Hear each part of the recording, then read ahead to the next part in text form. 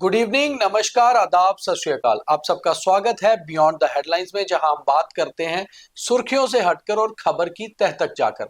तो सबसे पहले आज शाम तक की खास हेडलाइंस क्या है उस पर नजर डालते हैं। जब तक राज्य का दर्जा नहीं मिलता तब तक कांग्रेस नहीं बनेगी जम्मू कश्मीर सरकार का हिस्सा, कांग्रेस का बयान। 25 लाख के साथ धरा गया सांबा में एक पटवारी, आगे और कितने पटवारी इस तरह से लिप्त हैं और कितनों की आएगी बारी। माता वैष्णो देवी ट्रैक पर हुई घटना को लेकर एफआईआर लगवाने की पिटीशन पर सुनवाई 25 नवंबर तक टली। दरअसल 26 अगस्त 2025 को माता वैष्णो देवी ट्रैक पर 34 लोगों की मौत हो गई। जम्मू के 2 deputy superintendent of police Delhi जाएंगे और क्राइम सीन मैनेजमेंट का कोर्स करेंगे। ऐसा पहली बार हो रहा है कि जम्मू कश्मीर पुलिस के किसी अधिकारी को इस तरह के कोर्स के लिए बाहर भेजा जा रहा है। बदल सकता है मौसम का मिजाज, जम्मू में बारिश के आसार, सर्दी का हो सकता है आगाज। आज कश्मीर में भी कई जगह बारिश हुई। और अब खबरें विस्तार से, मेरे साथ होंगे मेरे सीनियर सहयोगी पवन शर्मा।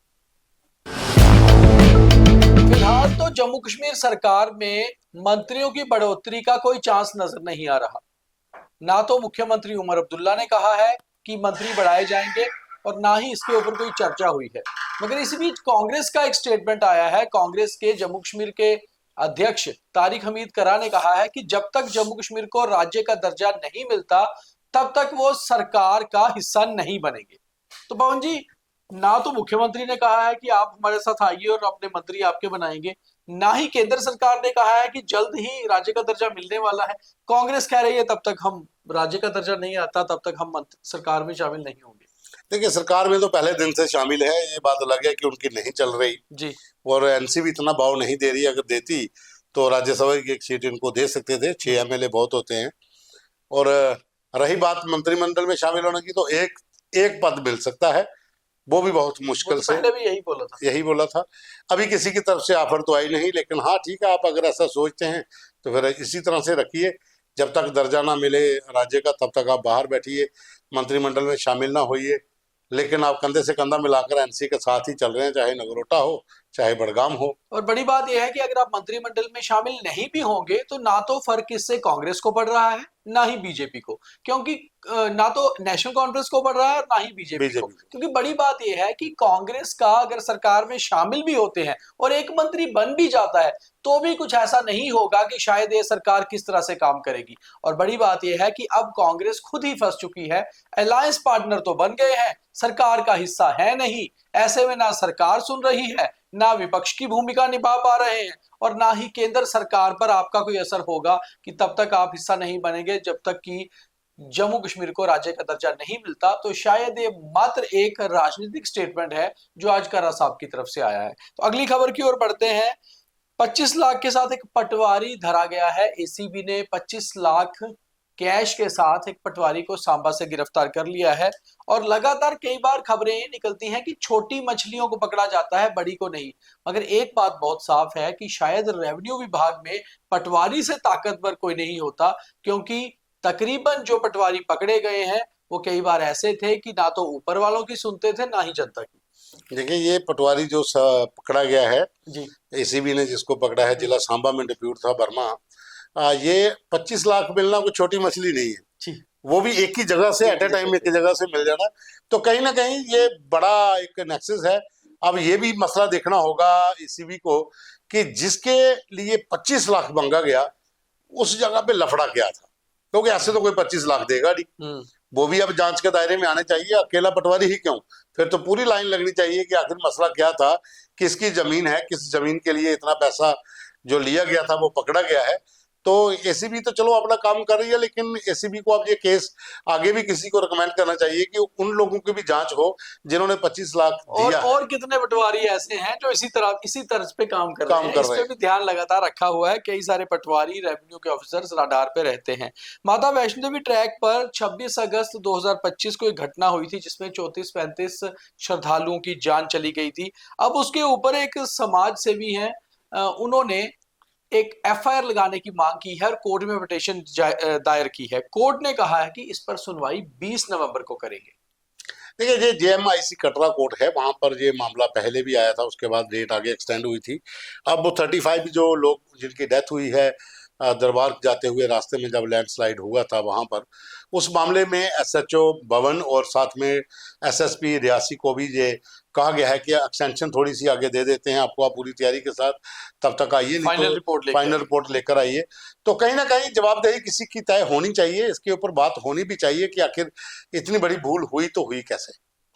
जम्मू के 2 डीवाईएसपी को दिल्ली भेजा जा रहा है और ये क्राइम सीन मैनेजमेंट पर एक कोर्स करेंगे, जो बहुत खास तौर पे ये रहता है कि तकरीबन ऐसा होता है कि जो क्राइम सीन्स होते हैं उससे सबूत मिटा दिए जाते हैं, कई बार पुलिस की लापरवाही और कई बार गलती से, और उसके बाद वो केस को सुलझाने में बहुत मुश्किल होती है। तो ऐसे में खास तौर पे 2 डीवाईएसपी सतीश कुमार और जयपाल शर्मा को दिल्ली भेजा जाएगा, जो एक खास कोर्स करेंगे क्राइम मैनेजमेंट सीन के ऊपर।